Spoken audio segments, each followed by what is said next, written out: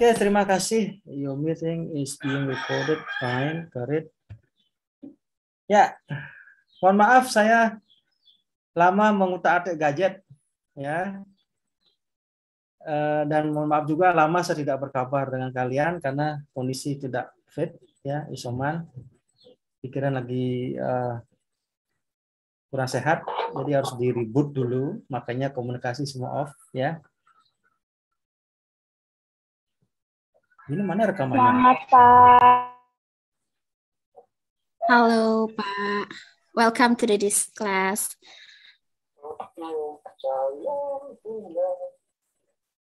Oh, recording. Oke. Halo, Pak Hadi. Saya Nitya, NIM 211202149 as the coordinator of this class. Welcome to EKI class. I hope that you will like being used there. Our class consists of 25 students from different class and 24 are attending the Zoom meeting right now. This is our first meeting for the subject educational knowledge. May it run smoothly. Thank you, Pak. Okay, thank you very much. Tolong di-mute-kan kalau memang Anda tidak ingin bicara ya.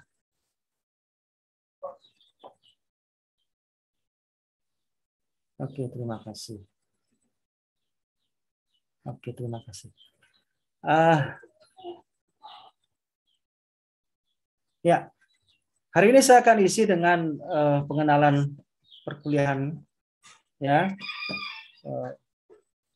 Apa yang akan kita diskusikan selama satu semester ini. Saya akan menayangkan video.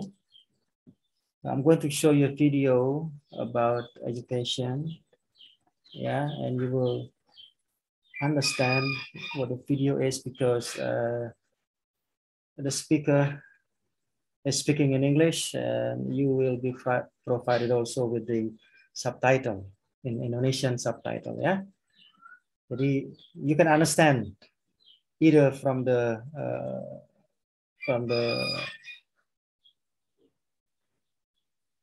language, both in English and Indonesia. Okay, I'm going to show you the video now.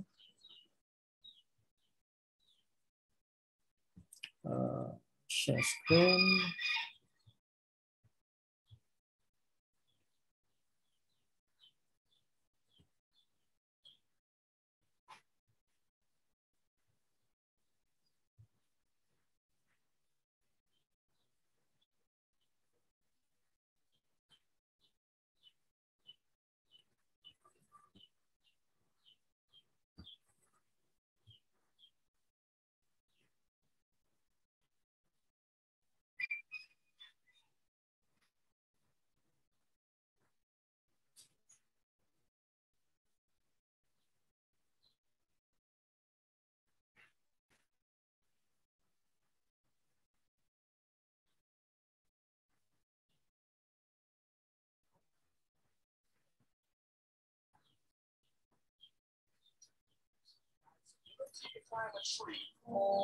It will live its whole life believing that it is stupid.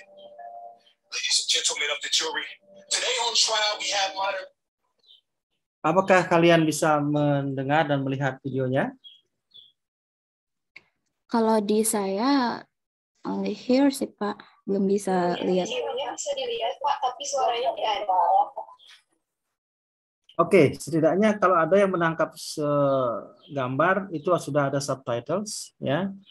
Kalau ada yang bisa menangkap suaranya plus suara itu sudah bersyukur ya. Sinyal mungkin tidak bermasalah sedikit ya. Saya putar aja ya. Dari subtitle bisa Anda baca, dari voice-nya juga bisa Anda dengar. Kalau memang sinyal bagus ya. Yang jelas terlihat lah ya videonya ya. Oke, bisa saya putar? Bisa, Pak. Bisa, Pak. Ya, oke. Kita mulai ya. Albert once said, everybody's a genius. But if you judge a fish by its ability to climb a tree, it will live its whole life believing that it is stupid. Ladies and gentlemen of the jury, today on trial we have modern day schooling. Glad you could come. Not only does he make fish climb trees, but also makes them climb down and do a 10-mile run. Tell me, school, are you proud of the things you've done? Turning millions of people into robots, do you find that fun? Do you realize how many kids relate to that fish? Swimming upstream in class, never finding their gifts, thinking that they're stupid, believing they're useless? Well, the time has come, no more excuses. I call school to the stand and accuse him of killing creativity, individuality, and being intellectually abusive. He's an ancient institution that has outlived his usage. So, Your Honor, this concludes my opening statement, and if I may present the evidence of my case, I will prove it. Proceed. Exhibit A. Here's a modern day phone. Recognize it? Here's a phone from 150 years ago. Big difference, right? Stay with me. Here's a car from today. And here's a car from 150 years ago. Big difference, right? Well, get this. Here's a classroom of today. And here's a class we used 150 years ago. Now ain't that a shame? In literally more than a century, nothing has changed. Yet you claim to prepare students for the future? But with evidence like that, I must ask, do you prepare students for the future or the past? I did a background check on you and let the records show that you were made to train people to work in factories, which explains why you put students in straight rows, nice and neat, tell them sit still, raise your hand if you want to speak, give them a short break to eat, and for 8 hours a day, tell them what to think. Oh, and make them compete to get an A. A letter which determines product quality, hence grade A of meat. I get it. Back then, times were different. We all have a past. I myself am no Gandhi. But today, we don't need to make robot zombies. The world has progressed. And now we need people who think creatively, innovatively, critically, independently, with the ability to connect. See, every scientist will tell you that no two brains are the same. And every parent with 2 or more children will confirm that claim. So please explain why you treat students like cookie cutter frames or snapback hats, giving them this one-size-fits-all crap. Sorry, Your Honor, but if a doctor prescribed the exact same medicine to all of his patients, the result would be tragic. So many people would get sick, yet when it comes to school, this is exactly what happens. This educational malpractice, where one teacher stands in front of 20 kids, one having different strengths, different needs, different gifts, different dreams, and he teaches the same thing the same way. That's horrific. Ladies and gentlemen, the defendant should not be acquitted. This may not one of the worst criminal offenses ever to be committed. And let's mention the way you treat your employees. Objection overruled. It's a shame. I mean, teachers have the most important job on the planet, yet they're underpaid. But why do so many students are short change? Let's be honest. Teachers should earn just as much as doctors, because a doctor can do heart surgery and save the life of a kid. But a great teacher can reach the heart of that kid and allow him to truly live. See, teachers are heroes that often get blamed, but they're not the problem. They work in a system without many options or rights. Curriculums are created by policymakers, most of which have never taught a day in their life. Just obsessed with standardized tests and think bubbling in a multiple choice question will determine success. That's outlandish. In fact, these tests are too cruel to be used and should be abandoned, but don't take my word for it. Take Frederick J. Kelly, the man who invented standardized testing, who said, and I quote, these tests are too cruel to be used and should be abandoned. Ladies and gentlemen of the jury, if we continue down this road, the results will be lethal. I don't have much faith in school, but I do have faith in people. And if we can customize healthcare, cars, and Facebook pages, then it is our duty to do the same for education, to upgrade and change and do away with school spirit, because that's useless. Unless we're working to bring the spirit out of each and every student, that should be our task. No more common core. Instead, let's reach the core of every heart in every class. Sure, math is important, but no more than art or dance. Let's give every gift an equal chance. I know this sounds like a dream, but countries like Finland are doing impressive things. They have shorter school days. Teachers make a decent wage. Homework is non-existent, and they focus on collaboration instead of competition. But here's the kicker, boys and girls. Their education system outperforms every other country in the world. Other places like Singapore are succeeding rapidly. Schools like Montessori, programs like Khan Academy, there is no single solution. But let's get moving. Because while students may be 20% of our population, they are 100% of our future. So let's attend to their dreams. And there's no telling where we can achieve. This is a world in which I believe. A world where fish are no longer forced to climb trees. I'll rest my case.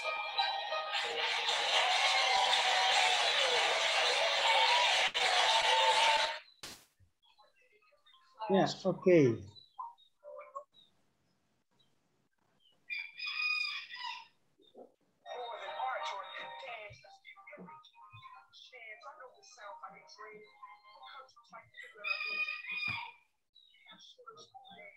So have you all got the idea of the video?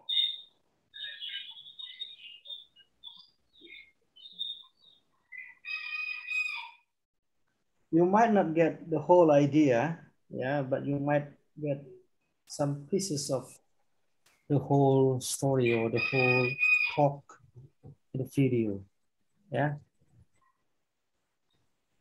Ada yang bisa menyampaikan kira-kira apa yang Anda amati di video tersebut? May I answer, sir? Silakan. Okay, first of all, thank you for the chance. My name is Divya India. I am from IKI class. Selamat sore, Pak. To me,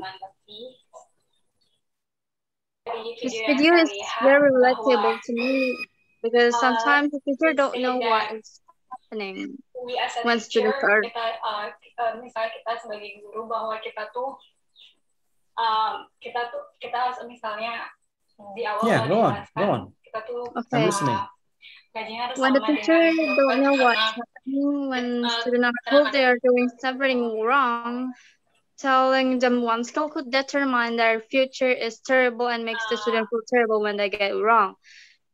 For me, after watching this video, I think that everyone has different skills and they should use them to their advantages and not to the advantages of other expense. Okay. That is all. Thank you, sir. Yeah. Anybody else, please? Please, sir. May I answer, sir? May I answer, sir? Rafli, go Yes. on. After I watched the video, my opinion is the video is very relatable, as Divya said, because every children is special. They don't need to force to do the same thing and expect the same result. So we need to see every person potential and do not pressure them to do what they want and expect them to do the same because every children is special. Thank you, sir. That's my opinion. Okay, thank you. May I answer, sir? Yes, please go on. You are Nitya. Yes, I think in that video, my opinion same like Divya and Rafli. All children have their own abilities, but we are as a teacher have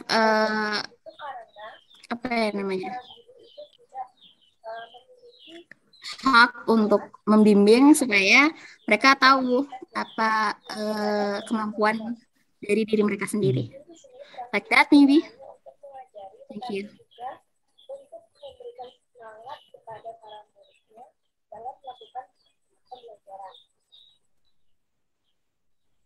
Yeah.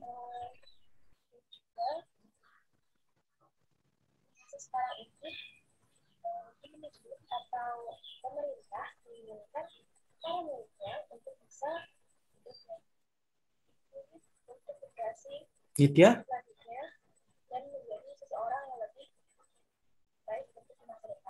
Iya, Pak. Sempat tadi I miss your voice.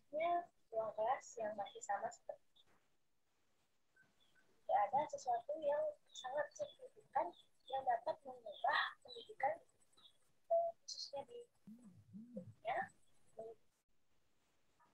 Maka dari itu di sini kita tuh sebenarnya salah karena mungkin hal yang berbeda tapi diusahakan dengan hal yang sama. Begitu. Sekian, terima kasih.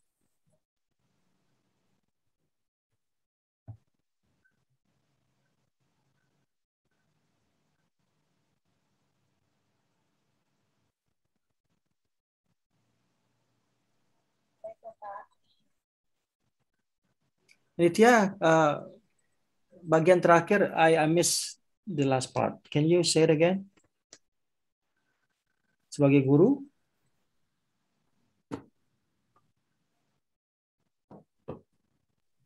Okay. As a teacher, we have abilities to mengarahkan supaya mereka tahu kemampuan mereka masing-masing itu apa. And they know their abilities. Like that mungkin, Pak. Thank you. Oke, oke. Saya pindah dulu ya, sebentar.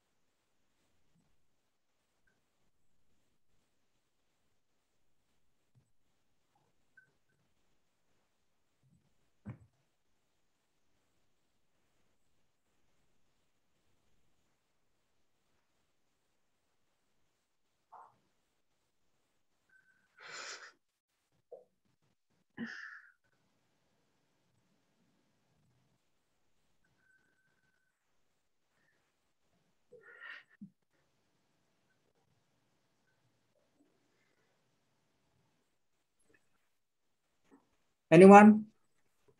Iniki? May I, sir? May I answer, sir? I cannot see anyone here. Go on. How to unpin?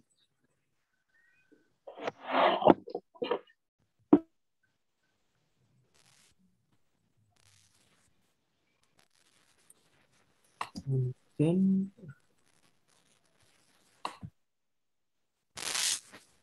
Okay, go on. Safa.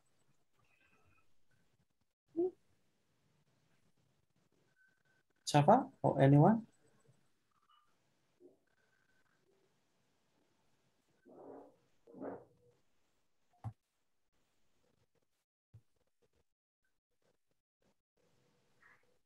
Maaf, Sir. Barusan saya kehilangan koneksi. Oke. Siapa kira-kira yang bisa May I, sir? Dini expressing speaking. ideas that you saw in the video? May I answer, sir? Siapa itu? Dia? Okay, please. 1 minute the most, yeah. Oh, okay. So I think in that video, the man is criticizing our school system, where mostly schools treat everyone and every children the same, where in fact everyone has their own abilities and their own ways to be successful. Okay, thank you. Thank you. Thank you, sir.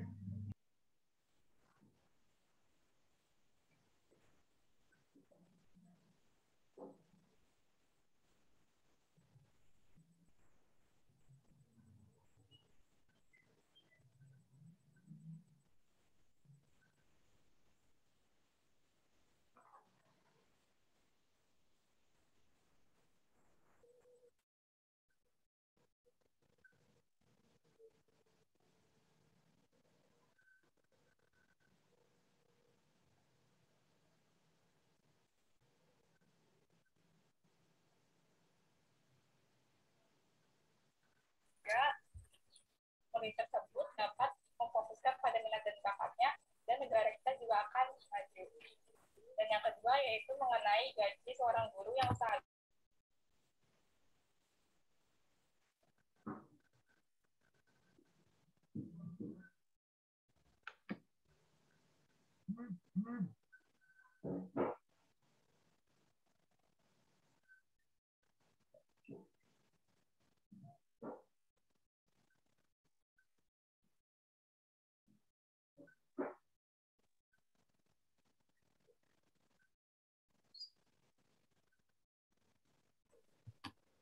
sebagian besar kan menangkap ide bahwa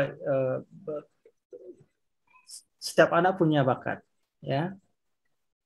Setiap anak punya minat yang berbeda. Tetapi dengan sistem pendidikan yang ada di kita, sepertinya hal itu tanda kutip terabaikan, ya. Terabaikan. Mungkin ada beberapa sekolah yang mengakomodasi itu melalui katakanlah ekstrakurikuler. Ya, tetapi di formal, di pendidikan formalnya sendiri, di ruang kelasnya sendiri, sepertinya itu terabaikan. Padahal ini yang paling penting dalam kehidupan anak. Ya, ketika mereka nanti bekerja, mereka menggunakan bakatnya itu, mereka bisa mengasah bakat itu untuk kepentingan mereka bekerja nantinya, kan begitu. Nah, yang masuk ke dalam ruang kelas adalah ilmu-ilmu, mata-mata pelajaran yang sebenarnya bisa mendukung, ya, tetapi mendukung tidak terarah dalam bentuk misalnya mengembangkan bakat mereka. Katakanlah bakatnya itu olahraga, ya, olahraga itu pun sepak bola katakan, ya.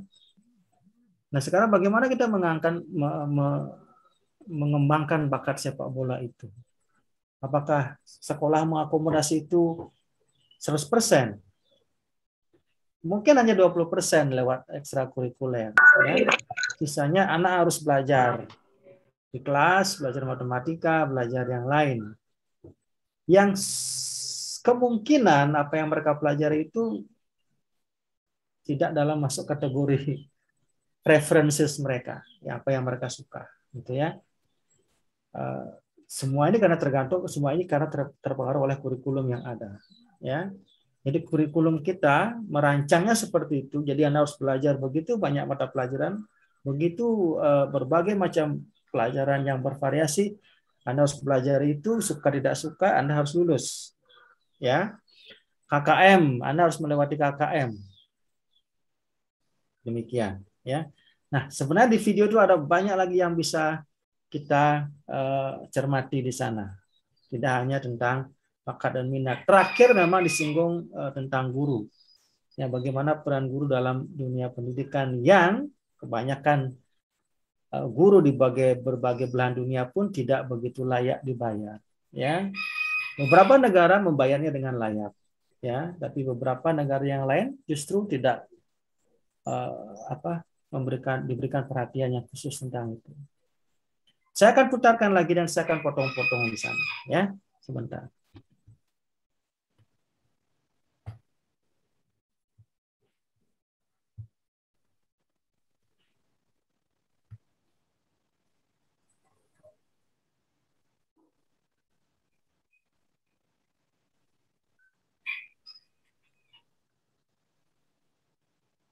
Oke, saya putarkan dari depan. Albert Einstein once said, everybody's a genius.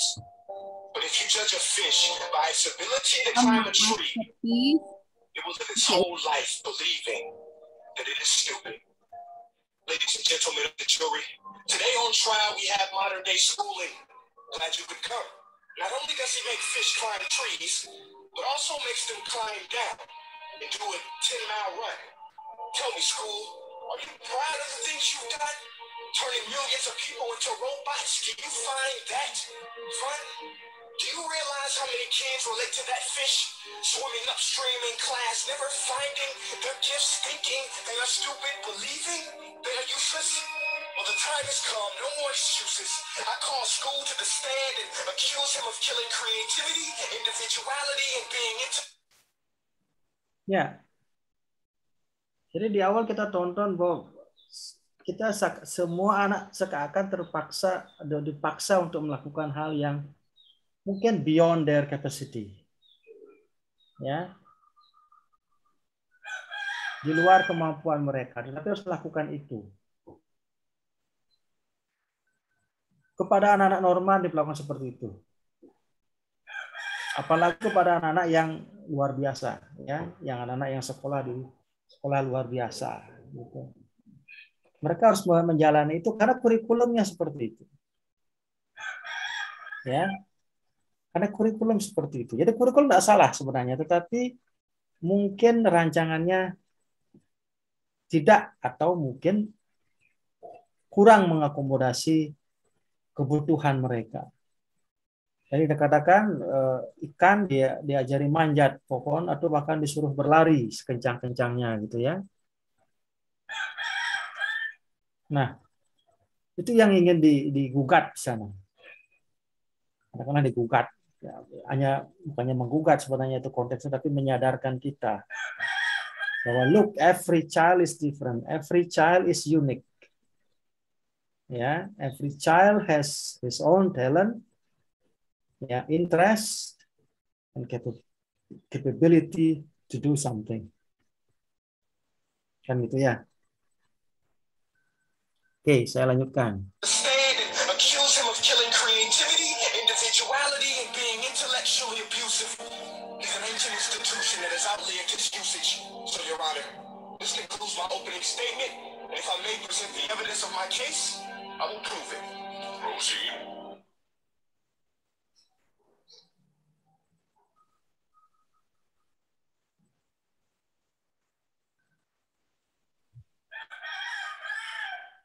Nah, jadi yang disebut sana kalau kita mengarahkan siswa terus seperti itu dalam satu jalur, kata penggugat itu you're killing their creativity, kan gitu ya. Kalau kita harus begini terus begitu, seakan-akan kita kreativitas anak tidak kita akomodasi sama sekali. Padahal dalam kreativitas, ketika kita melakukan kreativitas, itu ada intelligence di dalamnya. Kalau anak yang kreatif, jangan dianggap nyeleneh saja ya. Ya. Kalau kalian ada teman di sekolah itu kreatif, pasti selalu dianggap nyeleneh oleh guru. Betul? Ya, tetapi tidak semua kreativitas itu tidak baik. Ya, ada memang kreativitas yang mungkin tidak baik. Dalam artian justru membuat orang lain tidak nyaman. Tetapi yang kita harapkan adalah kreativitas yang betul-betul bermanfaat untuk dirinya sendiri dan orang lain sepertinya. Dan semua ilmu yang ada di alam ini, di dunia ini, itu sebenarnya berasal dari kreativitas. Ya enggak? Orang kreatif berpikir. Kalau sudah kreatif pasti berpikir, loh, apa sih ini? Ya, itu apa sih? Kok bisa begitu ya? Bagaimana kalau saya beginikan? Bagaimana kalau saya beginikan? Ya, di dalam kreativitas ada tantangan sebenarnya. Ya, ada tantangan, ada keinginan untuk belajar. Ada motivasi di dalamnya. Nah, itu sebenarnya tidak boleh tanda kutip dibunuh oleh sistem pendidikan yang ada. Gitu loh. Coba katakanlah satu teori. Teorinya Newton. Ya, Anda tahu Newton kan? Ya, Newton itu adalah pencetus teori penemu Newton. Gravitasi, Pak. Pencetus hukum gravitasi. Nah, dia awalnya apa? Dia tidak ujuk-ujuk menemukan itu. Dia awalnya hanya duduk, ceritanya dia duduk di bawah pohon apel, gitu ya. Di bawah pohon apel duduk mungkin sambil melamun, sambil membaca. Nah, tiba-tiba ada buah apel jatuh di atas kepalanya. Bagi orang awam, bagi orang yang terbiasa berpikir awam, itu akan berpikir, kamu apel jatuh aja sudah heboh, gitu. Ya, apel jatuh aja heboh. Belum, syukur enggak kelapa yang jatuh di kepalamu atau durian jatuh di kepalamu kan lebih parah lagi ya. Nah ini apal, sudahlah tidak usah dipikirin itu. Tapi bagi Newton, otaknya itu berpikir, ini kok bisa ada, kok benda bisa jatuh gitu loh. Kenapa benda bisa jatuh? Kenapa jatuhnya justru ke bawah? Kenapa enggak maksudnya ke bumi? Kenapa enggak ke langit jatuhnya gitu? Dan dia terus melakukan pengamatan. Ciri-ciri orang kreatif itu melakukan pengamatan loh. Ya, dia mengamati sesuatu yang berbeda. Itulah kreativitas. Apa sih ini? Terus kemudian dia mencoba membuat kalkulasi-kalkulasi karena memang dia latar belakangnya itu scientist, ya, mathematician. Dia mulai meramu sebuah hukum atau sebuah teori. Sebuah rumus. Hukum beda dengan teori. Ya, hukum itu sudah pasti. Nah, akhirnya terkenal sampai sekarang menjadi hukum Newton. Nah, itu muncul dari kreativitas. Dan yang paling kalian tahu kan Albert Einstein ya. Ya, dulu ceritanya dia pernah mengerami telur. Ya. Dia melihat ayam mengerami telur. Kok telurnya netas ya? Coba kalau saya yang mengerami bagaimana gitu. Netas. Ya, orang berpikir dia itu gila, dia itu idiot. Malah bahkan di kelasnya dia dianggap sebagai anak yang paling idiot. Padahal otaknya itu jenius. Ya. Ya, mungkin dianggap idiot karena mungkin dalam kesehariannya dia tidak melakukan hal-hal seperti yang orang normal lakukan. Nah, di pola pembelajaran seperti itulah di mana mungkin Albert Einstein hidup dan Newton itu hidup. Mungkin masih sangat terpaku dengan pola-pola yang sangat dogmatis, sangat tradisional, harus begini, harus begitu, mengabaikan sistem pembelajaran yang lebih kreatif, yang lebih mengutamakan kreativitas, ya. Nah, itu yang coba dikatakan di dalam video. Oke, nah kita lanjutkan. Inilah bukti-bukti bahwa bukan. Ya. Here's a modern day phone. Recognize it? Here's a phone from 150 years ago.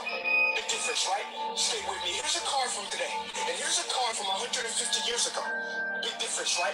Well, get this. Here's a classroom of today. And here's a class we used 150 years ago. Now ain't that a shame? In literally more than a century, nothing has changed. Ya, jadi contoh-contohnya banyak perubahan sebenarnya. Kan kalau Anda lihat dari awal dilihat ini loh HP. HP aja sudah mengalami transformasi yang luar biasa. Ya enggak?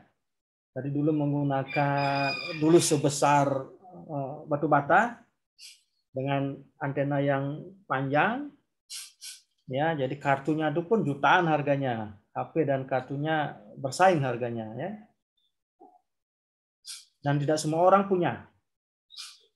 Kemudian besar, mengecil, kemudian menggunakan QWERTY, dan tombol-tombol Anda ngetik sebagainya, sampai sekarang tinggal colek-colek saja. Ya. Nah, sekarang pun yang paling gini kan sekarang sudah mulai Google sudah mengembangkan voice instruction, voice command. Ya, kalau Anda mau ngetik SMS itu tinggal ngomong apa yang mau Anda ketik, ngomong kemudian diterjemahkan dalam bentuk tulisan, ketikan. Nah, kan gitu ya. Nah, secanggih seperti itu. Bahkan Samsung membuat flip lagi. Flip lagi yang sangat canggih. Nah, itu berkembang, berubah begitu pesatnya. Ya, mobil juga begitu. Ya, dari dulu awalnya cikal bakalnya ditarik oleh kuda, ya, kereta, kemudian berkembang menjadi menggunakan tenaga uap, mobil, kemudian berubah menjadi mobil yang seperti yang kita lihat sekarang. Ya, ada berbagai macam mobil dari mewah maupun non mewah gitu ya. Itu berkembang. Nah, sekarang menurut menuntut sendiri, loh kok sekarang pendidikan kita dulu dengan sekarang kok sama gitu ya. Anak-anak duduk di bangku, berderet, di guru ngomong di depan. Nah, kok tidak ada perubahan? Nah, sekarang kita bersyukur juga oleh corona ada perubahan akhirnya ya. Jadi dalam sebuah kesulitan, sebuah masalah, sebuah musibah, kita juga akan menemukan hikmah di balik itu. Ya kan? Oh, sekarang saya tidak usah lagi repot-repot bangun pagi, ya harus buru-buru karena jam 7 harus gerbang sudah ditutup, saya tidak boleh masuk. Tidak boleh ikut upacara bendera, atau saya harus menghormati bendera dari luar pagar. Tidak ada lagi begitu. Ya, bajunya saya tiap hari berganti kok, tidak usah pakai seragam, tiap hari ganti. Dan saya tinggal duduk di rumah, saya bisa sambil ngopi, saya bisa mungkin sambil chattingan belajar. Itu bisa terjadi semua. Jadi transformasi pendidikan yang terjadi sekarang itu betul-betul berbeda dengan yang biasanya terjadi. Kan begitu ya? Nah, itulah perubahan. Ya. Cuma persoalannya, kenapa pendidikan kita lambat berubah? Gitu. Kok tidak sekencang perubahan api? Ya. Nah, sekarang saya tanya gitu. Nggak usah jawab. Kenapa perubahannya tidak sekencang seperti merubah HP? Mungkin berubah, ya. Berubah secara perlahan-lahan. Tapi kenapa tidak secepat itu? Silakan, mungkin ini konteksnya Indonesia atau konteksnya dunia. Siapa yang bisa jawab? Perubahan pendidikan ya Pak maksudnya? Ya, perubahan pendidikan kan tidak sekencang seperti perubahan HP ya. iPhone, Anda tahu sendiri, iPhone terakhir kan iPhone X atau iPhone 10, sekarang sudah jadi iPhone berapa?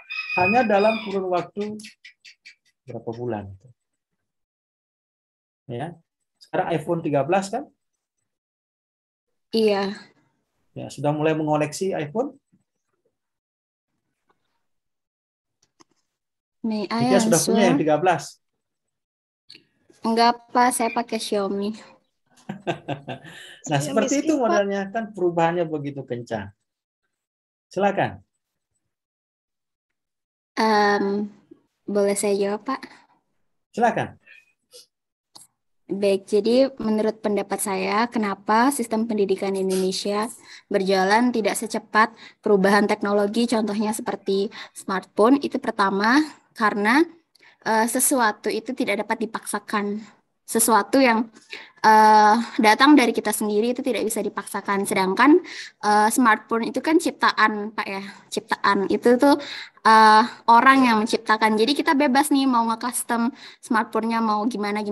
Sedangkan manusia kan kita nggak mungkin kan masangin algoritma di dalam tubuhnya. Nah, yang kedua adalah apa itu namanya? Tergantung individunya masing-masing juga sih Pak. Meskipun kita menerapkan nanti sistem pendidikan yang seperti di luar negeri, tapi kalau dari kita sendiri nggak ada niat berubah ya percuma aja gitu, sama aja. Itu semua kembali ke diri sendiri aja. Oke, iya, terima kasih. Gimana? Itu F?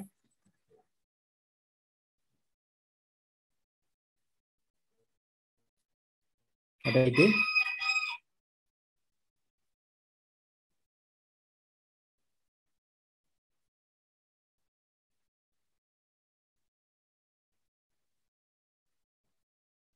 Itu F?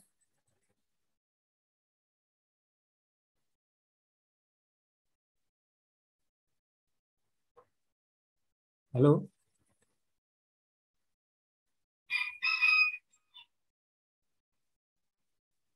Bisa dengar suara saya kan?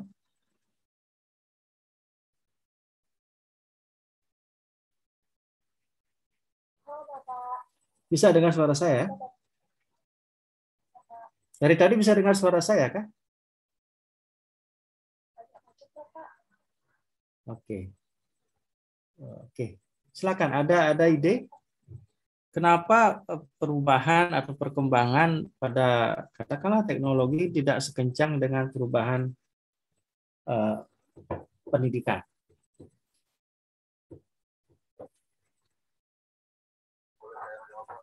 Silakan.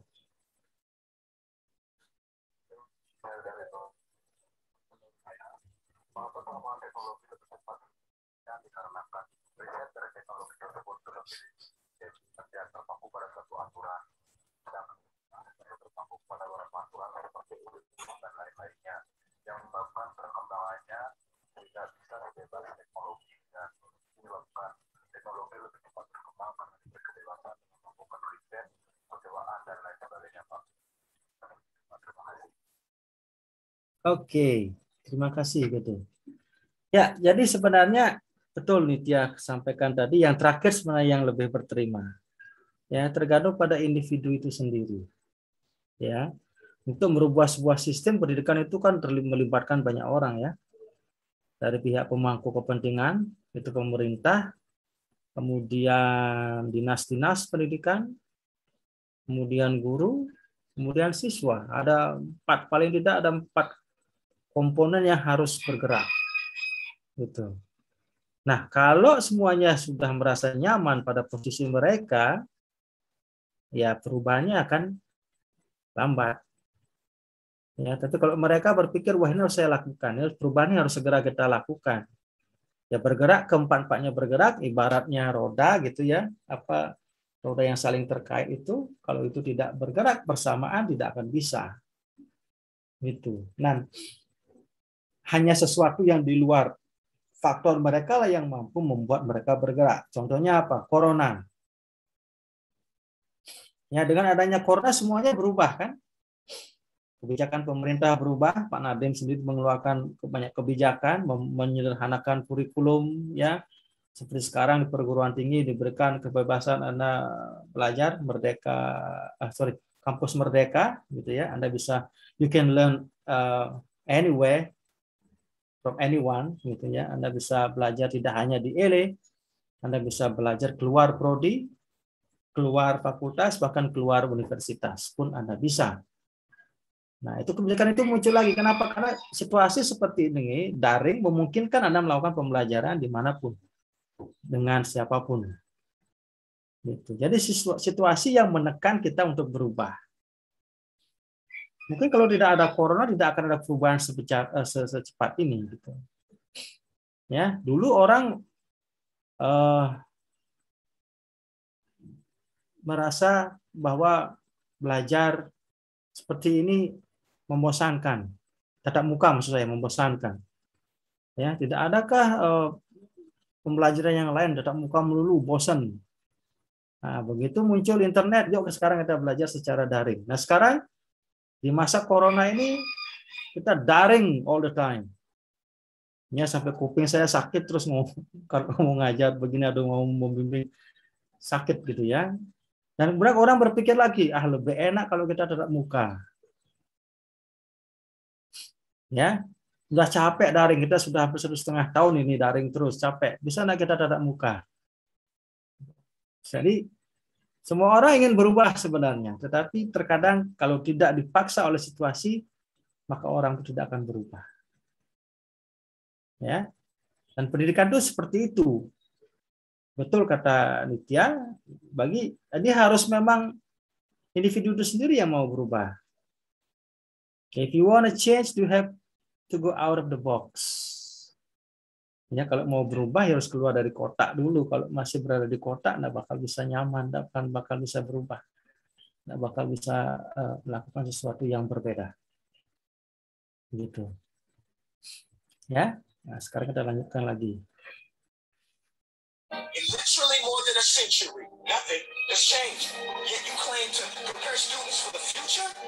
But with evidence like that, I must ask, do you prepare students for the future or the past? I did a background check on you and let the records show that you were made to train people to work in factories, which explains why you put students in straight rows, nice and neat, tell them sit still, raise your hand if you want to speak, give them a short break to eat, and for 8 hours a day, tell them what to think. Oh, and make them compete to get an A. A letter which determines product quality, hence grade A of meat. I get it. Back then, time. Ya. Jadi kenapa pendidikan diarahkan seperti itu? Kok kita seperti membuat robot-robot gitu loh. Anda harus duduk di bangku, diatur sedemikian rupa, baju Anda harus seragam. Kemudian kita belajar hal yang sama, padahal otak kita berbeda. No two brains are the same. Kan gitu ya, tidak ada dua otak yang sama. Two brains are the same. Kenapa harus seperti itu? Dan terakhir pada akhir pembelajaran kita diukur oleh sebuah tes ya yang katanya standardized untuk mengukur kemampuan kita. Apa iya tes itu betul-betul mengukur segala isi otak kita, semua isi otak kita? Belum tentu juga ya. Karena tes itu juga tidak bisa mewakili apa yang kita pelajari. Katakanlah misalnya kita seringkali belajar A, B, C, tapi ternyata yang keluar adalah D, E, F. Pernah mengalami itu di sekolah? Waduh, saya malah baca materi ini loh, A, B, C, ternyata yang dikeluarkan oleh Pak Guru, Bu Guru itu masa D, E, F. Aduh. Ya, jadi nilainya jeblok. Gitu. Padahal kalau Anda sudah belajar A, B, C, dan di tes A, B, C, belum tentu jeblok nilainya. Kan gitu ya. Nah, sama juga ketika Anda melakukan tes TOEFL. Misalnya ngambil tes TOEFL di bahasa Inggris ya. Saya kebetulan sangat menekuni di bidang biologi. Kalau saya baca-baca banyak artikel-artikel biologi, ternyata begitu tes TOEFL bukan biologi yang dikeluarkan, tapi astronomi. Pusinglah saya. Nilai saya jeblok. Nah, sehingga ada orang juga berasumsi mengatakan bahwa jangan-jangan tes is a matter of luck. Ya, jadi tes itu pun juga sangat ditentukan oleh keberuntungan. Beruntung kita membaca biologi, dan begitu kita tesnya tentang biologi, English and biology, biology in English gitu, wah bisa kita jawab gitu. Yang lain, wah aku sih mesti jawab, saya tidak bisa jawab, ternyata saya tidak mengerti sama sekali biologi, saya biasa mempelajari fisika. Nah, susah kalau begitu. Ya, tes perlu, tetapi tidak bisa menjadi acuan, satu-satunya acuan untuk melihat kemampuan seorang anak. Makanya dalam pembelajaran sekarang tidak hanya berupa tes tulis, tapi dipadukan dengan tes performance. Kan gitu ya. Coba tunjukkan seberapa skillful Anda terhadap materi ini. Jadi diminta begitu. Ya. Nah, ini yang ingin kita bicarakan dalam perkuliahan kita nanti. Gitu. Ya. Jadi tidak semata-mata janganlah kita berpikir nilai A, kemudian kita berpikir pada kompetisi. Tetapi kenapa kita tidak, dalam hidup kita tidak selamanya berkompetisi kan? Sometimes you need others to learn to live. Itu misal. Ya. Oke. Nah, saya lanjutkan. Times were different. We all have a past. I myself am no Gandhi. But today, we don't need to make robot zombies. The world has progressed. Now we need people who think creatively, innovatively, critically, independently, with the ability to connect. See, every scientist will tell you that no two brains are the same. Ya. Dalam pembelajaran kita memerlukan seperti itu, kreativitas, inovasi, critical thinking, ya, independensi. Jadi itu yang mestinya diajarkan. Bagaimana kita bisa berpikir kreatif, bagaimana kita bisa berpikir inovatif, ya, kemudian bagaimana kita bisa berpikir konstruktif dan solutif, semua berbagutif lah pokoknya gitu ya. Ya, coba kita lihat pelajar, misalnya matematika, misalnya kita lihat selalu tesnya itu multiple choice. Dan itu ya, ternyata multiple choice dan Anda tinggal melingkari A atau B atau C atau D atau menyilang atau mencoret di antara mereka. Padahal di matematika pun diajarkan berbagai jenis persamaan. Kalau selama misalnya kita mengajar 1 tambah 1 sama dengan 2, apakah 2 kita bisa ganti dengan 4 kurang 2? Atau 4/2? Boleh kan? Gitu. Atau misalnya akar 4, boleh kan? Boleh sebenarnya ya. Kenapa tidak? Tetapi ya mungkin dalam lingkungan anak kelas SD mungkin belum berpikir pada akar 4 gitu ya. Tetapi jawaban itu bisa saja. Ya, jadi sementara ada beberapa guru yang berpikir 1 tambah 1 sama dengan 2. Titik. Tidak ada kemungkinan yang lain. Ya. Nah, ini yang coba saya rubah dalam setiap pembelajaran saya, perkuliahan saya tidak pernah memberikan soal multiple choice dan tidak pernah memberikan single answer. You can answer from any different views. Ya, you can see it from any different point of view, tidak masalah. Sepanjang point of view itu Anda pegang, Anda tahu persis apa yang menjadi dasar dari point of view itu. Gitu. Oke, kita lanjutkan. See, every scientist will tell you that no two brains are the same, and every parent with two or more children will confirm that claim. So please explain why you treat students like cookie cutter frames or snapback hats, giving them this one-size-fits-all crap. Sorry, Your Honor, but if a doctor prescribed the exact same medicine to all of his patients, the results will be tragic. So many people will get sick, yet when it comes to school, this is exactly what happens, this educational malpractice. Kemudian sekarang muncul istilah educational malpractice. Ya. Ada educational malpractice, ada malpraktek pendidikan. Karena mungkin cara diagnosanya salah. Cara pembelajarannya salah sehingga menghasilkan pembelajaran yang salah. Bisa saja terjadi begitu. Ya. Dan beberapa kali kita melihat itu. Contoh ketika Anda belajar bahasa Inggris, Anda disuruh speaking oleh guru. Ada nggak ketika Anda sekolah itu disuruh speaking oleh guru? Oke, now let's talk. This is a speaking class, ya. Mari kita belajar speaking. Apa yang disuruh oleh guru ketika itu? Ketika topiknya atau ketika keterampilan yang ingin dipelajari adalah speaking misalnya. Ada yang punya pengalaman atau Anda yang masih ingat bagaimana Anda belajar speaking di kelas? Sebelum pandemi, berarti saya mungkin mencoba mengajak Anda ke SMP ya.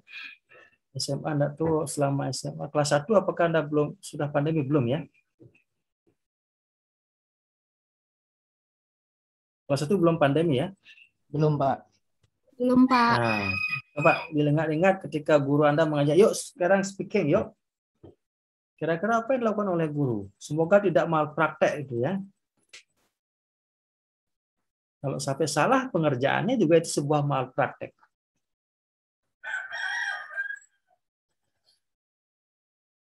Saya dulu waktu masih kelas itu kita diajarin speaking, itu disuruh untuk berbicara dengan lawan bicara kita. Ya, syukur kalau memang begitu. Untuk bisa bicara, Anda diberikan apa dulu? Ada pendahuluan enggak? Ya, beberapa kelas mungkin beberapa guru mungkin memahami ketika speaking, yuk oke, you talk with your partners, or you talk with a friend next to you, misalnya. Tapi kan harus ada apa yang kita bicarakan. Kan gitu. Diberikan topik oleh guru atau kita bebas memilih topik yang ingin kita bicarakan. Diberikan topik oleh guru, lalu ada seperti sentence kita buat sentence dalam sebuah kalimat, dalam sebuah tulisan atau bagaimana? Di pikiran.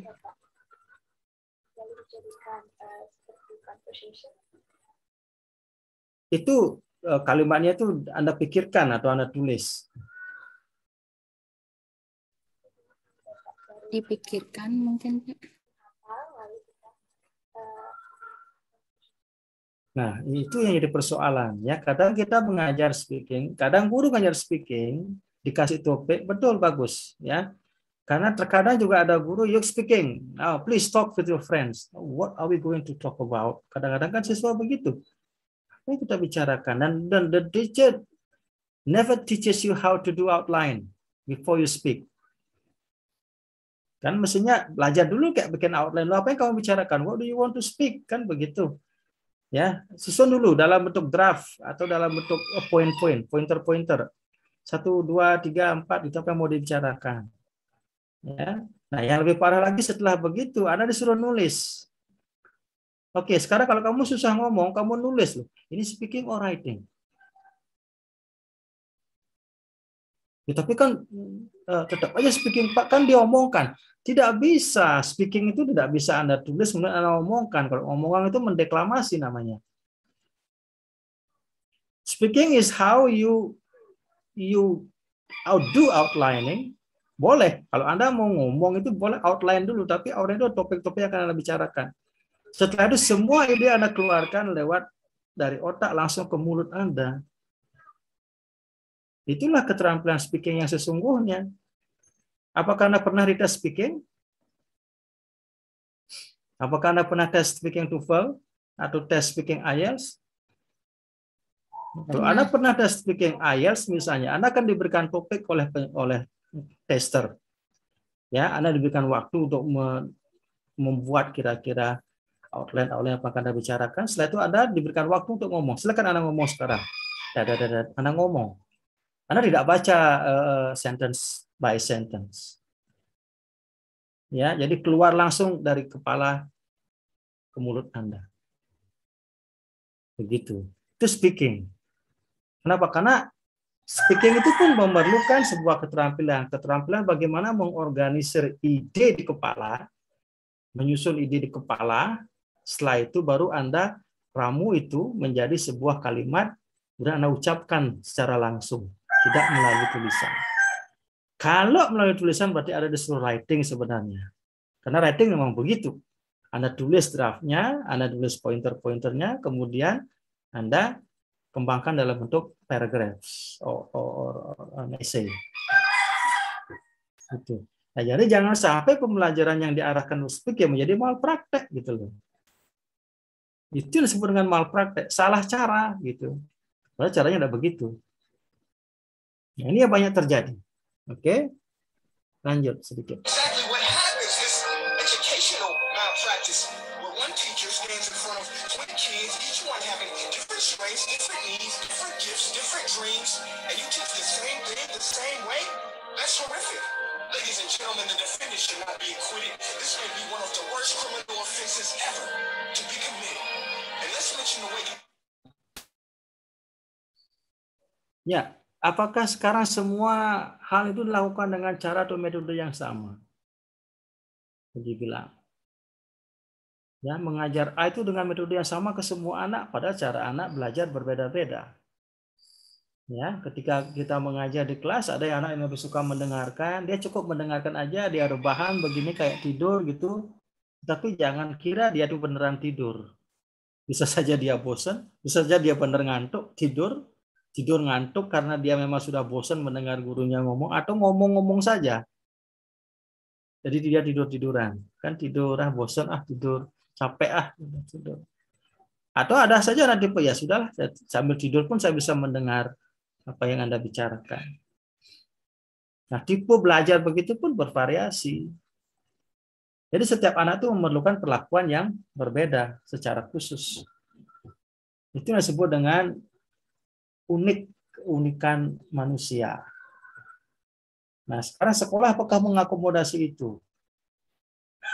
Di beberapa sekolah mungkin mengakomodasi itu dengan memberikan begitu banyak model-model pembelajaran, satu dengan yang lain berbeda. Tapi di beberapa sekolah yang lain, tapi kebanyakan sekolah yang lain cenderung mereka akan menyamaratakan semuanya. Satu kelas di atas 30 orang siswa, bahkan 35, lebih parah lagi 40, satu orang guru ngomong stres, selesai semua. Nah, inilah yang terjadi. Ya. Nah, itu yang ingin kita bicarakan. Bagaimana sih solusinya? Pasti ada solusi terhadap persoalan itu. Maksimalkah hasilnya? Kita berpikir lagi. Apakah itu maksimal? Dengan cara seperti itu maksimal hasilnya? Mungkin saja tidak seperti itu. Ya.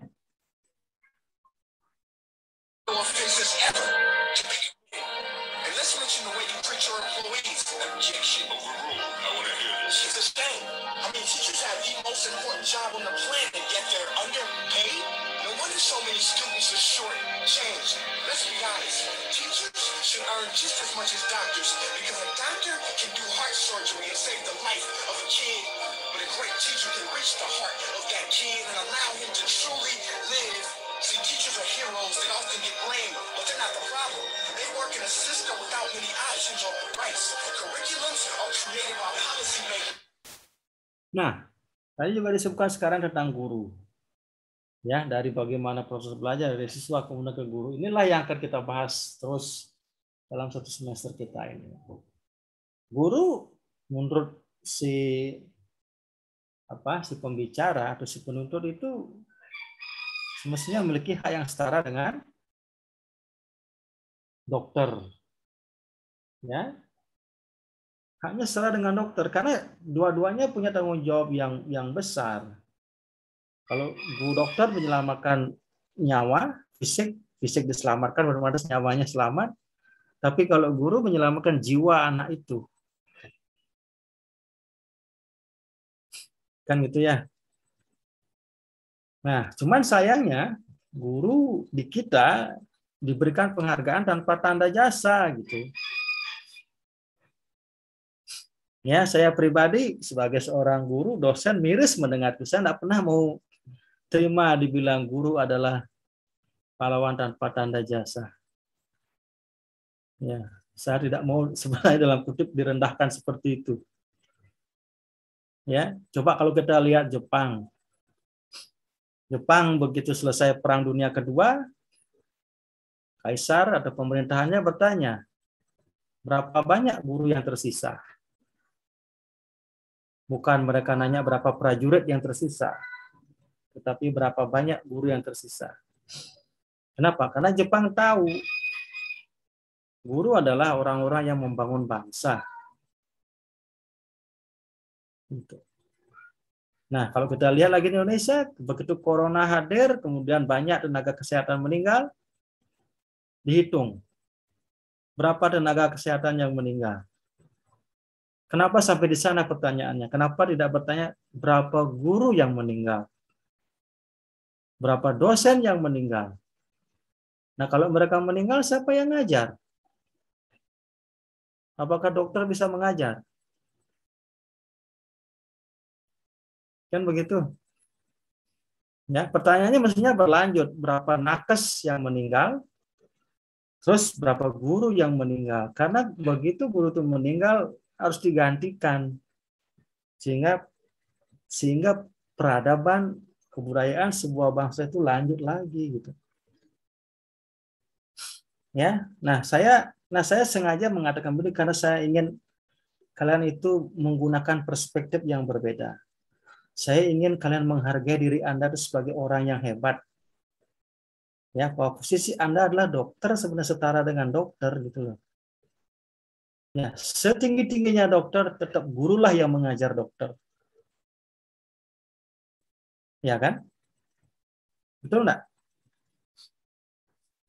Ada enggak dokter yang tidak diajar oleh guru? Sorry. Ada enggak?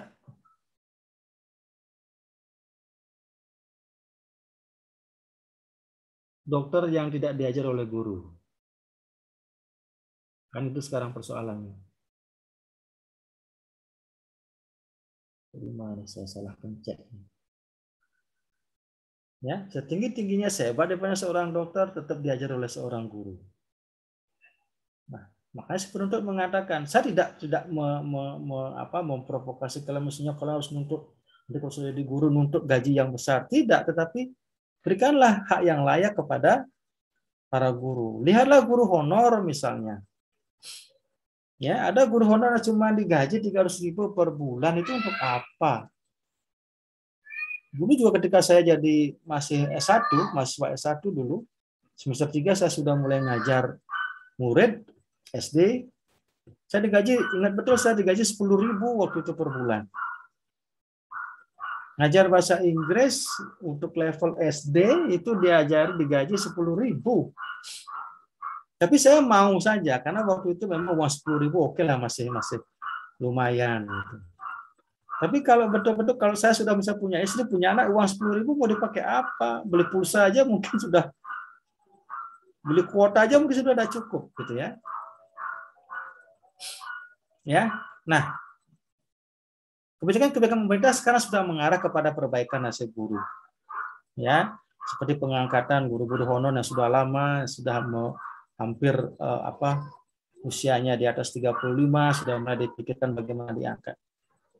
Ya, nah saya ingin kalian tuh merasa bahwa kalian itu adalah agent of change, gitu loh, ya, agen-agen perubahan di Indonesia. Jangan rendahkan diri kalian dengan mengatakan kalian adalah pahlawan tanpa tanda jasa. Justru kalian adalah pahlawan dengan banyak jasa, gitu loh. Ya, kalian adalah pahlawan yang dengan banyak tanda jasa semestinya, gitu. Ya, itu yang ingin saya sampaikan, dan nanti kita akan bahas banyak di wawasan kependidikan. Ya.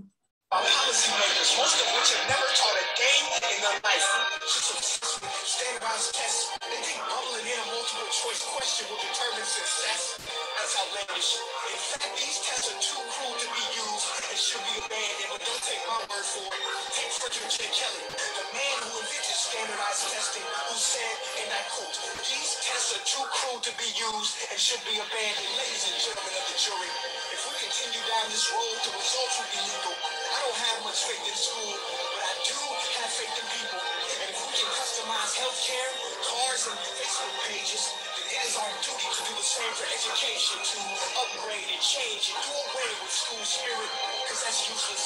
Unless we're working to bring the spirit of each and every student, should be our task.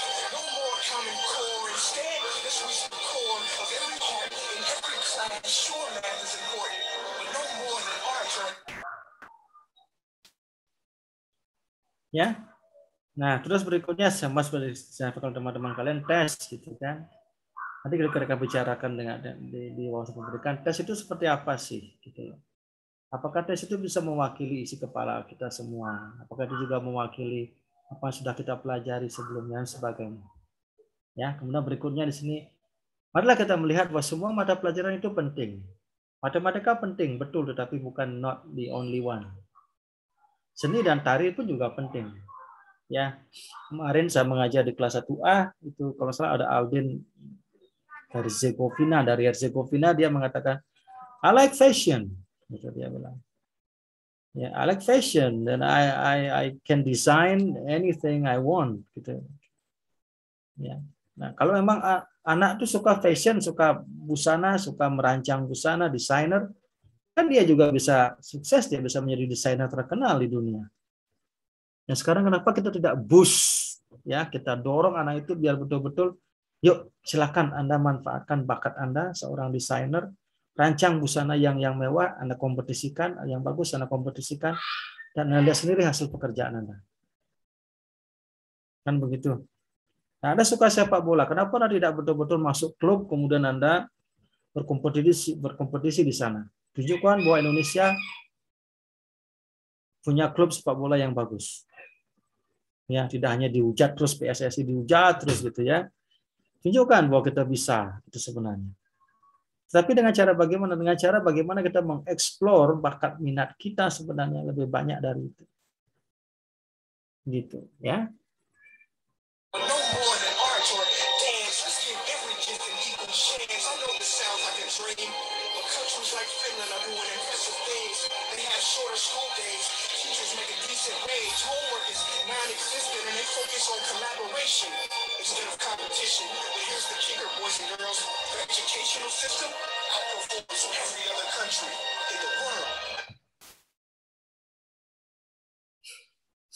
Ya, disebut lagi Finlandia. Anda tahu Finlandia kan? Sebuah negara di mana itu? Di Asia? Oh, di Eropa? Ya, itu negara yang sampai sekarang masih terus menduduki posisi pertama dari segi kualitas sistem pendidikannya. Ya, banyak negara-negara yang ingin berlomba-lomba melihat pembelajaran mereka seperti apa sih. Pembelajaran mereka tidak panjang sekali, ya, semuanya dimanfaatkan, dipersingkat, anak punya banyak waktu untuk belajar sendiri, indoor maupun outdoor. Ya, pelajaran mereka bebas, mereka bisa belajar apa, mata pelajarannya sedikit, ya, dan guru-gurunya pun well paid, ya, guru-gurunya dibayar selayaknya, sehingga guru-guru berpikir ya dia bisa fokus sekali dengan bagaimana mengembangkan pembelajaran di kelasnya. Ya, saya tidak menjelekkan Indonesia, tidak, tetapi marilah kita belajar pada negara yang lebih bagus. Sistem zonasi itu diadopsi juga dari Finlandia. Tetapi hanya sistemnya aja diadopsi. Padahal Finlandia, ya, sekolah yang berada di ujung timur sampai ke ujung barat, semua kualitasnya sama. Tidak ada sekolah unggulan, ya, apalagi ada kelas unggulan seperti kalian. Kenapa diunggulkan? Semua anak sama. Semua anak berhak dengan pendidikan yang sama. Nah, itu ya, sorry saya harus mengatakan itu. Saya kurang sependapat dengan model-model seperti itu. Ya, nah kalau semua sekolah dibikin sama, tentu saja itu memerlukan dana yang tidak besar, tapi jangan dikorup lah. Ya, pendidikan kita tuh banyak sekali mengalami kebocoran-kebocoran. Ingat, kita punya dana 20% dari APBN loh untuk pendidikan. Ya, Anda tahu itu? Ya, kita punya 20% gitu loh. Coba kalau punya 1 triliun, 20%-nya berapa? Memang sih 20% tidak hanya untuk gaji guru, gaji dosen, tidak, tetapi banyak sistem atau banyak infrastruktur yang harus diperbaiki. Tetapi kalau masih bocor, nah itu jadi masalah. Ya, Ridi bisa menonton beberapa kasus-kasus kepala dinas pendidikan yang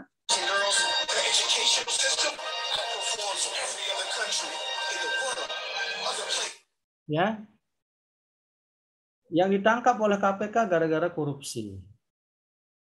Kepala sekolah ditangkap oleh KPK gara-gara korupsi. Nah, itu kan jadi masalah. Ya. Nah, perbaiki dulu sistem itu sehingga sistem pendidikan kita menjadi lebih baik. Itu yang diharapkan, ya. Nah, tempat lain seperti Singapura sukses dengan cepat. Ya, Singapura maju sekali dalam hal pendidikan. Bahkan kita dikalahkan oleh Malaysia. Dulu pada zamannya Soekarno, Malaysia belajar ke kita. Ya, Malaysia belajar ke kita, sekarang terbalik. Kita yang belajar ke mereka. Dan sangat melampaui sekali perkembangan pendidikan mereka. Nah, apa yang salah dengan kita? Ini akan kita bicarakan di wawasan kependidikan. Biar kalian terbuka wawasan dan mulai berpikir solusi. Apa yang harus saya kerjakan? Apa sebenarnya hal-hal kecil yang bisa saya lakukan untuk mengubah pola pikir kita nanti sebagai guru dan mengubah sistem ini pada nantinya. Oke, yang terakhir ini.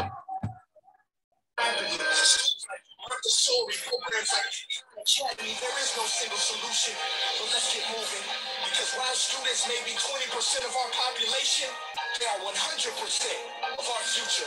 So let's attend to their dreams. And there's no telling what we can achieve. This is a world in which I believe. A world where fish are no longer forced to climb trees. I'll rest my case.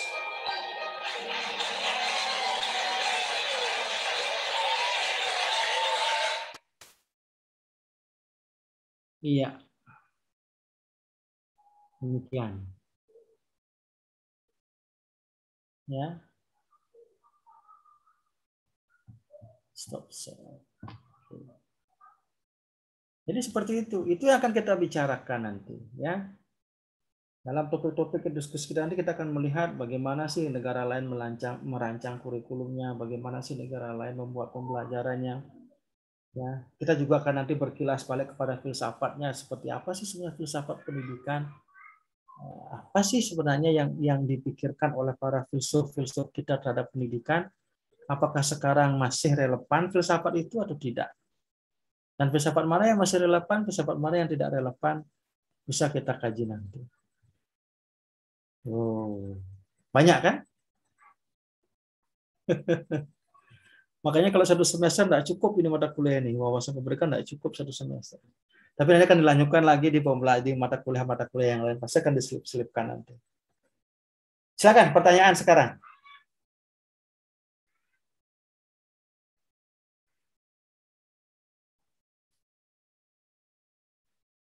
Silakan, satu pertanyaan saja mungkin sebelum kita akhiri.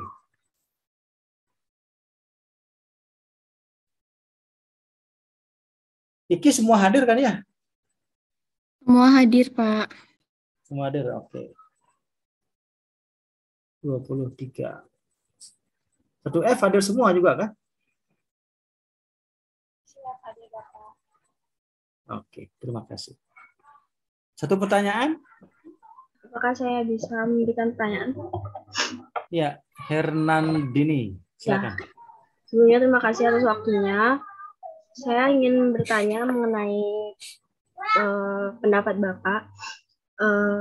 Bagaimana pendapat Bapak mengenai sistem pendidikan yang sedang berlangsung di Indonesia saat ini, khususnya di Indonesia, Pak.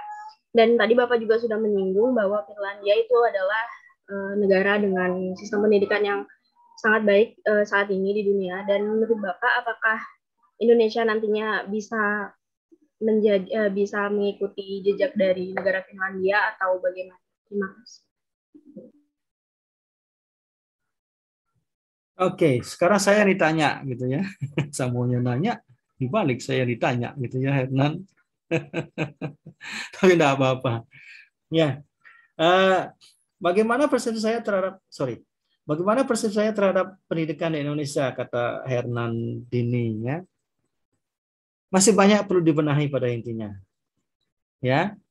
Dari berapa ya? 9 standar yang kita punya, 7 apa 9, saya lupa. Itu semua harus diperbaiki, dari standar isi, standar sarana prasarana, standar infrastruktur dan seterusnya, apalagi itu harus diperbaiki pelan-pelan, tetapi dengan komitmen bersama. Ya, ingat Pak Jokowi bukan dewa ya, yang bisa menyelesaikan persoalan itu sendirian. Tidak, ini adalah sebuah sistem negara yang besar yang memerlukan kerjasama. Nah, ini yang dibilang dalam video tadi, bahwa kita terlalu sering di Indonesia, persoalannya kita terlalu sering diajari kompetisi. Coba kalau Anda perhatikan sendiri dari SD lah, katakan. Dulu kan orang tua sering nanya ketika dapat rapor, kamu ranking berapa? Kelas 1, kelas 2, kelas 3, terus sampai SMA kamu ranking berapa? Masyarakat selalu berpikir ranking. Kenapa sih ranking?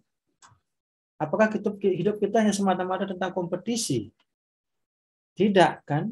Hidup itu adalah masalah bekerja sama. Ya, tidak bisa dalam bentuk kompetisi semata. Kompetisi dalam koridor kompetisi, kerjasama dalam koridor kerjasama. Tidak bisa kompetisi kerjasama dikalahkan oleh kompetisi kalau memang koridornya kerjasama. Tidak bisa. Kita harus bekerja sama. Ya. Nah, penegakan hukum juga harus diperlukan. Disitulah kerjasama dari penegakan hukum, para penegak hukum. Dan jangan biarkan dana-dana kita bocor misalnya.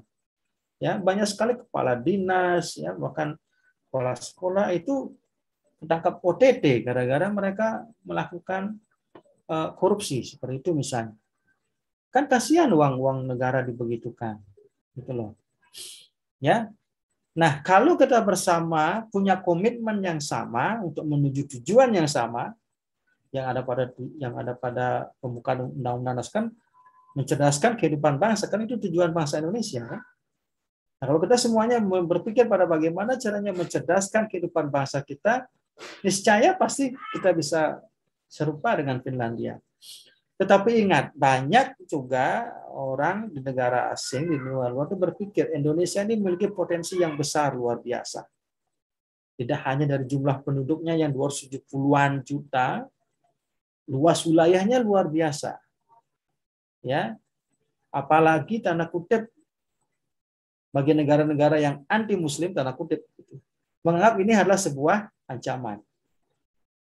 Ya, maka kita sengaja pelan-pelan disusupi oleh apalah gitu ya, ideologi yang tidak sesuai dengan ideologi kita, sengaja kita dihancurkan seperti itu. Biar kita tetap aja seperti ini. Gitu loh. Ya. Nah, kalau kita sadar kita itu dibegitukan dan kita mulai berusaha merombak itu, dan kita punya semangat yang sama untuk maju, bisa kok. Finlandia juga punya semangat yang sama mereka untuk memajukan negara, memajukan pendidikan anak bangsanya. Kenapa kita tidak? Gitu. Ya, semua persoalannya kita selalu berkutat pada hal-hal yang sangat sederhana. Ya, mereka sudah berhasil mendaratkan robot apa itu namanya ya, saya lupa. Robot yang bisa mengeksplor planet Mars. Lupa namanya. Ya, berisi kamera, berisi tangan untuk mengumpulkan bebatuan yang ada di sana, kemudian merekam situasi di sana, dikirim ke bumi. Nah, kita di sini, kita ini selalu berkutat dengan pakaian seragam. Gitu ya, kan ada kasus di sebuah SMK tuh di Sumatera gitu. Mohon maaf, yang non muslim dipaksa menggunakan pakaian muslim katanya waktu itu. Kok ini jadi masalah sih gitu loh. Ya. Seberapa penting sih seragam kita? Seragam itu untuk kecerdasan bangsa ini. Apakah seragam itu mencerdaskan kehidupan bangsa gitu loh. Ya, makanya sampai menteri pun turun tangan dalam hal itu. Waduh, kalau kita berpikir seragam sementara Amerika sudah berpikir Mars, bagaimana hidup di Mars, kita masih berpikir bagaimana hidup berseragam. Susah kita maju. Ya. Nah, hal seperti itu bisa kita bicarakan baik-baik, kita selesaikan. Udah jangan terlalu dilebaikan lah. Kita kan selalu melebaikan hal yang tidak usah dilebaikan gitu. Lebay amat sih gitu. Nggak usah lah. Sampai media pun menggembar-gemborkan itu beberapa hari saya nonton di Metro TV. Sekian hari acaranya itu tentang seragam itu. Sudahlah, move on lah kita gitu. Let's move on. Ya, bahas yang lain lah. Ya, kenapa kita tidak bahas para koruptor gitu yang menyengsarakan pendidikan kita? Itu aja kita bahas gitu. Bagaimana kita menjebloskan mereka penjara, mengambil lagi dana kita dan gunakan lagi untuk pendidikan yang benar. Gitu loh. Banyak hal yang perlu diperbaiki. Kita selalu sini juga gontok-gontokan terhadap pendidikan. Pak Nadiem, apa sih itu? Ya, orang Gojek disuruh jadi menteri gitu. Padahal dia sendiri belum tentu bisa mendirikan perusahaan sebesar Gojek kan? Iya kan, banyak sekali orang protes itu. Oke, gara-gara Pak Nadiem jadi menteri, Gojek gratis untuk anak-anak. Ada yang begitu meledek. Saya bengong aja dengar gitu loh. Anda iri aja. Coba Anda bisa mampu Anda membangun sebuah perusahaan sebesar Gojek gitu loh. Enggak kan? Ya, Anda iri aja. Ya, jadi belajarlah berpikir positif gitulah. Ya, siapapun yang diakan oleh presiden itu pasti memiliki kapabilitas, beliau sudah menilai orang ini akan mampu membuat perubahan. Yang ingin dilakukan oleh Pak Jokowi adalah melakukan transformasi pendidikan. Ya, kenapa Pak Jokowi mengangkat Pak Nadiem sebagai menteri? Pasti punya maksud. Kalau Gojek itu terkait dengan internet, terkait dengan jaringan, kenapa pendidikan tidak kita bisa dalam bentuk yang lebih digital misalnya? Kita digitalkan pendidikan kita. Kayak sekarang seperti ini kan, kita belajarnya secara digital. Ya, nah ada hal-hal yang memang ingin dituju oleh seorang presiden ketika menunjuk menteri, ya. Dan janganlah cuma itu. Look, Anda sendiri belum mampu, Anda sudah ditunjuk, berarti Anda tidak mampu sebenarnya. Jauh dirilah kan kadang-kadang gitu ya. Tahu dirilah Anda bisa kok Anda sombong gitu menjelek-jelekkan orang lain. Nah, seperti itu yang jadi kendalanya di pendidikan kita. Gontok-gontokan terus gitu. Apa yang diperebutkan gitu ya. Padahal untuk membangun sebuah bangsa itu memerlukan kolaborasi. Kita berpikir gontok-gontokan karena kita berpikir kompetitif. Itu yang salah. Itu loh. Ya. Jadi apa yang saya bicarakan hari ini itu akan menjadi topik kita selama 1 semester ke depan. Yuk kita belajar bagaimana berpikir kolaboratif. Ya, maka itu saya akan memberikan Anda tugas berkelompok. Saya akan lihat bagaimana Anda berkelompok.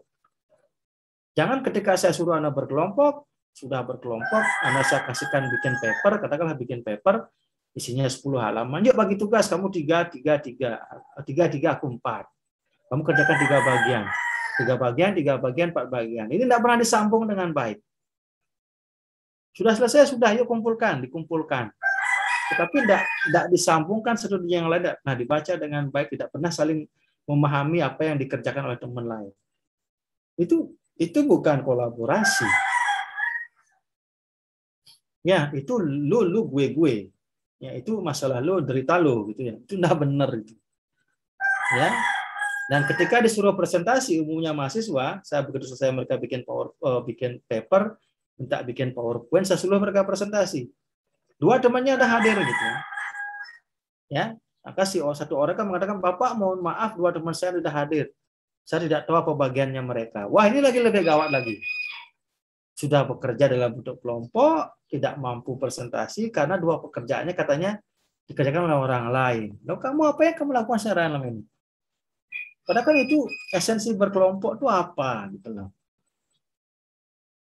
Ya, berkelompok kan Anda belajar bertiga, memahami apa yang dikerjakan bertiga, bukan per individu.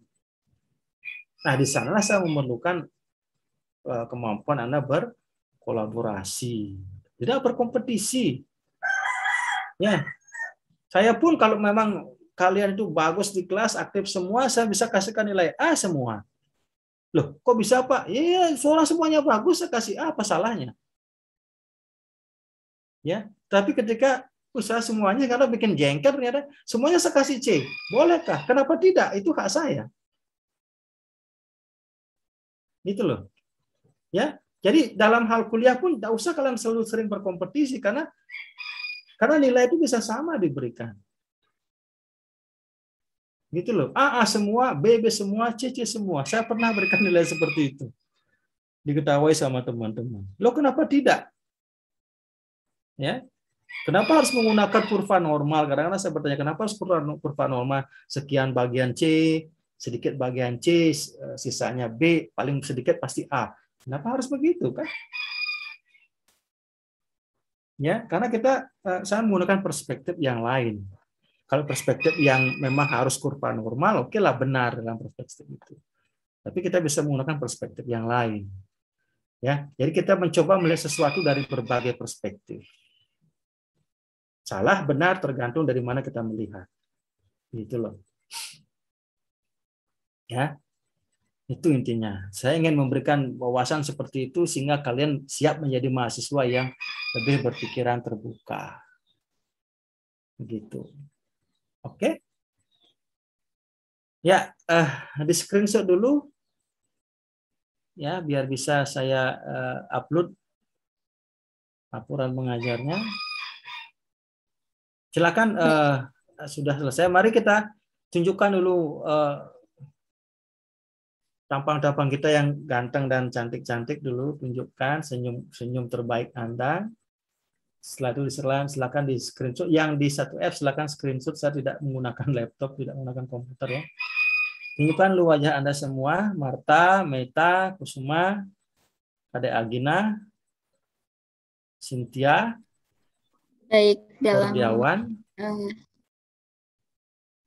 24 orang ya.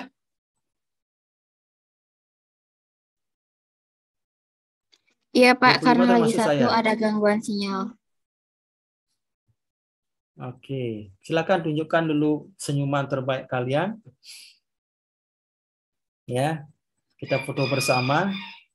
Foto bersama. Sesi foto bersama ya.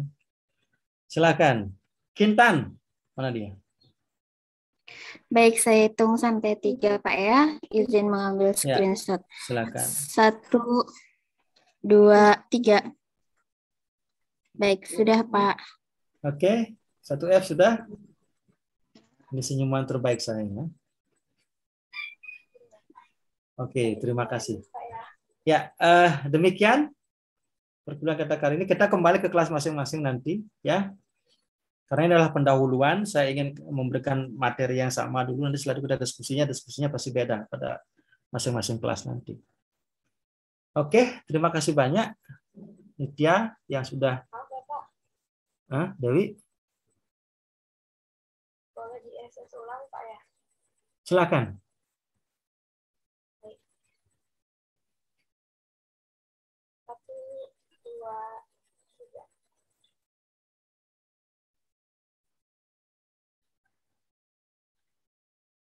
Sudah. Oke, berikutnya ketika kita berjumpa di masing-masing kelas, saya tidak ingin Anda meninggalkan kelas begitu saja. Anda boleh matikan kamera, Anda boleh matikan speaker, tapi ketika saya panggil Anda harus nyaut. Ya, karena ada kejadian saya seperti biasa 2 semester saya sudah mengajar ini, dia matikan kamera, dia mute-kan audionya, kemudian dia menghilang, saya panggil berulang kali tidak ada respon, saya keluarkan dia dari kelas dan saya anggap dia itu absen tanpa keterangan. Ya. Anda boleh Pak, keluar masuk mungkin karena sinyal mungkin tidak bagus, keluar masuk itu tidak masalah. Tetapi kalau Anda keluar selamanya, artinya HP Anda biarkan, ya semuanya off, tapi Anda jalan-jalan sama pacar, gentayangan di pantai, itu tidak benar. Ya, jadi pastikan Anda tidak berbuat seperti itu. Karena kalau seperti itu saya sudah anggap A, saya langsung coret Anda A. Ingat, 5 kali Anda A tanpa keterangan itu sudah tidak lulus. Jangan dibilang saya kejam, karena memang saya kejam orangnya di bidang itu, ya, itu. Saya bukannya mengancam, tidak, tapi tahu dirilah, ya. Ya, silakan. Boleh saya ambil sekali lagi screenshotnya, Pak? Soalnya tadi ada beberapa teman yang terlihat off kamera, Pak. Ya, tadi kan saya sudah bilang, tolong tunjukkan wajah Anda sebentar saja, sehingga sebentar, ini kelas 1F saya tutup aja ya. Terima kasih banyak. Sampai jumpa nanti besok kalau memang memungkinkan. Nanti dengar kabar ke Korti aja ya. Oke. Oke, terima kasih. Jadi, selamat sore. Ya, semoga sehat selalu ya. Oke. Ya. Iya. Oke. Baik, teman-teman semuanya. Oke, di sebelah sekarang. Silakan. Baik, teman-teman semuanya, mohon untuk on cam sebentar aja ya. Untuk Denny, minta tolong juga bantu di screenshotin. Oke, saya hitung sampai 3 ya. 1, 2, 3. Sudah, Pak. Di layar saya masih banyak yang tidak nongol itu wajahnya ya. Mungkin karena gangguan sinyal, Pak. Ya, semoga ada cara untuk menghindar ya. Katakan aja karena sinyal dan sebagainya. Sebenarnya individunya sendiri yang bermasalah. Jadi saya bilang dalam dunia pendidikan, kalau Anda sendiri yang bermasalah susah gitu ya. Tapi sekali lagi saya ingatkan, kalau sampai itu terjadi, video off, suara off, dipanggil tidak nyaut, kita akan diskusi, saya akan panggil kalian. Ya, harapan saya sih semuanya on kamera. Saya kasih contoh seperti itu ya, saya on kamera, saya kalau tidak perlu, saya mute-kan suara saya. Saya kasih contoh begitu. Oleh karena itu kalian berusaha mencari sinyal yang terbaik, gitu ya. Kita sudah hampir 1,5 tahun menjalani ini. Sepertinya tidak ada alasan bagi kita mengatakan trouble seperti itu. Pak, kuota habis. Nah, itu mah alasan yang sangat klasik gitu ya. Gitu. Ya, saya tegaskan itu dan saya sangat keras dengan hal seperti itu. Saya bisa mudah memberikan nilai, semudah-mudahnya saya berikan nilai, tapi saya sangat keras dengan hal seperti itu. Ya. Nah, terima kasih banyak.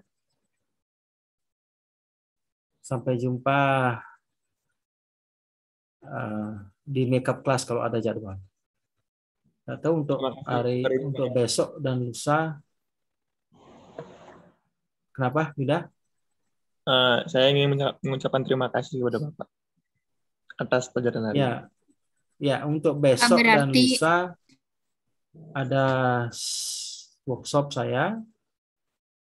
Ada makeup class kapan ya? Nitya, jadwal yang kamu setting untuk makeup class?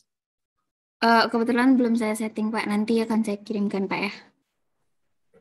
Ya, jadwal makeup itu jadwal tentatif. Jadi bisa terjadi, bisa tidak. Ya, tenang aja. Saya juga berpikir bagaimana menyederhanakan perkuliahan saya. Gitu. Ya, kirim aja nanti jadwal tentatifnya. Kalau saya sempat dan ada kesempatan, kita akan makeup class lagi. Pak, berarti hari ini masuk ke pertemuan pertama atau udah ke pertemuan kelima? Ini Pak, pertemuan pertama, ya. Pertemuan pertama. Nanti untuk berikutnya mengganti pertemuan yang hilang bisa berupa tugas.